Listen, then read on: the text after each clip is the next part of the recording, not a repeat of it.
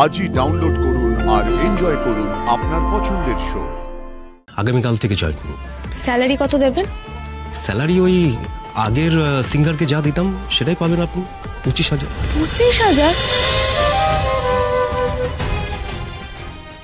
Sir যাই হয়ে যাক না কেন, আপনাকে কিন্তু নিজের স্টারডামটা মেনটেন করতে হবে।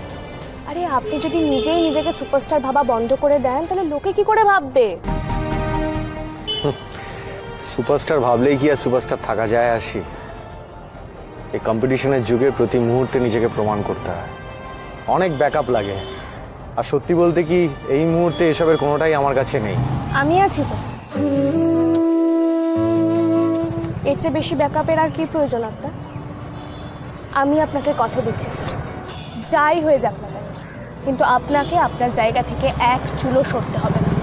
আপনি যেমন আছেন তেমনই থাকবেন, আর আপনার এই স্টারডাম মেনটেনের জন্য যা যা প্রয়োজন আমি আপনার ব্যবস্থা করে দেব।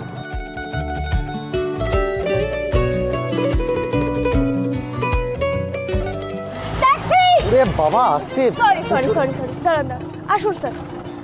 আসি আসি আসি বলছি, তুমি ট্যাক্সি ডাকতে গেলে কেন? অনেক টাকা খরচ হয়ে যাবে এখন। তার ব্যবস্থা হয়ে যাবে স্যার। তা বলে কি সুপারস্টার ট্রামে বাসে চড়ে যাবে নাকি? চলুন।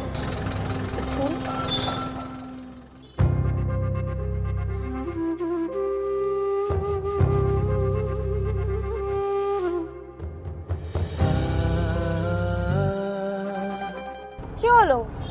এদিকে হাঁ করে কি তাকিয়ে আছেন? ওদিকে তাকিয়ে গাড়ি চালান। সল্ট লেকে যাবো, চলুন।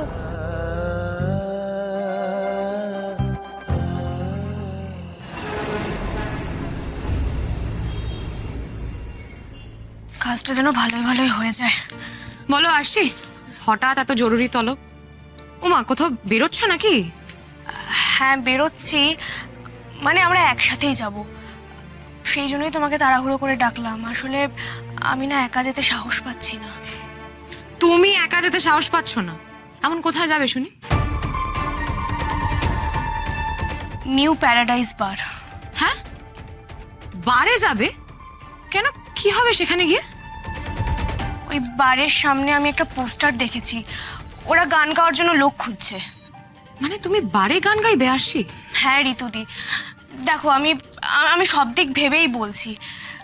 ব্যাংকে যা সেভিংস আছে সেটা দিয়ে হিসেব নিকেশ করে চললে সংসারটা চলে যাবে, কিন্তু স্যারের মেনটেনেন্স সেটা কিছুতেই হবে না ঋতুদি। তার জন্য অনেক টাকার প্রয়োজন। ট্রেনে গান গেয়ে বা কোনো গানের স্কুলে গান শিখিয়ে সেটা পাওয়া সম্ভব নয়। কিন্তু সাক্ষ্য যদি আলাদা করে কিছু না করে, না মানে না না, এটা হয় না ঋতুদি। দেখো আমি একদমই চাই না যা ঝড় চলছে তার এফেক্ট স্যারের ওপর পড়ুক, কারণ স্যারই একমাত্র মানুষ যিনি এই পুরো সংসারটাকে আবার আগের অবস্থায় ফিরিয়ে আনতে পারবেন। স্যারকে ওনার জায়গা থেকে নেমে আসতে হোক সেটা আমি কোনোভাবেই চাই না, কারণ বাইরের লোক যাই বলুক না কেন স্যার এখনো আমার কাছে সুপারস্টার।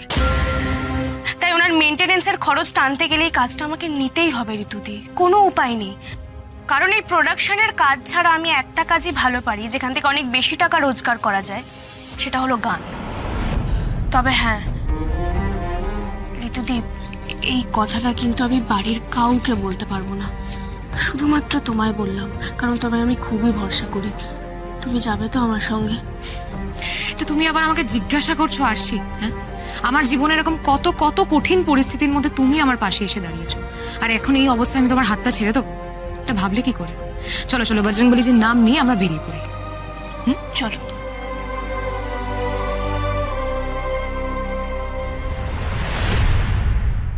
আপনি সুপারস্টার সাক্ষ্যজিতের ওয়াইফ, আপনি আমার বাড়ি এসে গান গাইবেন?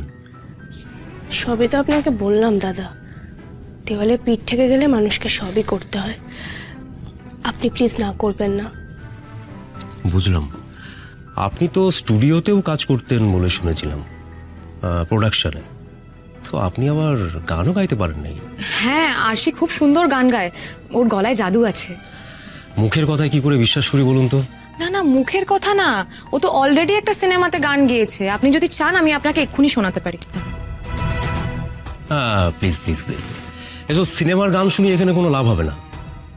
স্টুডিওতে গান করে অনেক রকম কারসাজি করা যায়। এটা একটা পাব, এখানে লাইভ গাইতে হয়। আর এখানে যারা আসে না ম্যাম, তারা সিনেমা দেখতে না, তারা মদ খেতে আসে। তাদের মনোরঞ্জন করার মতো লাইভ গান গাইতে হয়। তাদেরকে মাতিয়ে রাখতে হয় যেন কাস্টমাররা আমার কাছেই আসে, আমার এই বারেই আসে, ভিড় করে তারা। স্টুডিওতে ঠান্ডা ঘরে বসে গান গাওয়াটা পুরোটা আলাদা ব্যাপার, আর এখানে কাস্টমারদেরকে এন্টারটেন করানো পুরোটা ডিফারেন্ট। তো আপনি কি পারবেন, মানে আপনার কি কনফিডেন্স যে আপনি এইরকম পারফরমেন্স করতে পারবেন?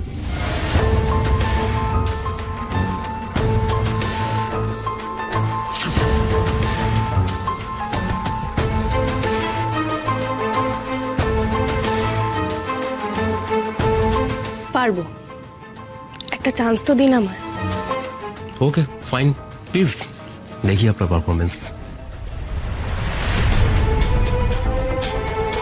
বজরংবলী, তুমি সঙ্গে থেকো। লাস্ট এই একটাই চান্স আছে রোজগার করার, আমি যেন কোনোভাবেই এটা মিস না করি।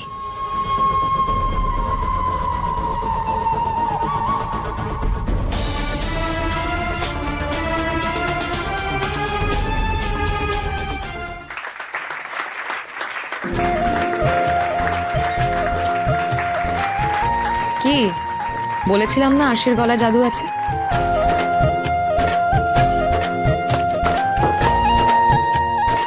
খুব ভালো, খুব ভালো সিঙ্গার এনেছেন।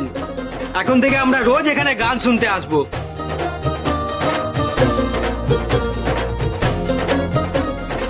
এই নিন টিপস, টাকাটা রাখুন, এটাও রাখুন। ওয়েটার,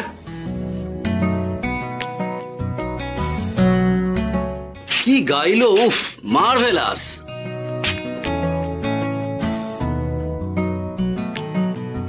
টেক দিস, এটাও রাখুন।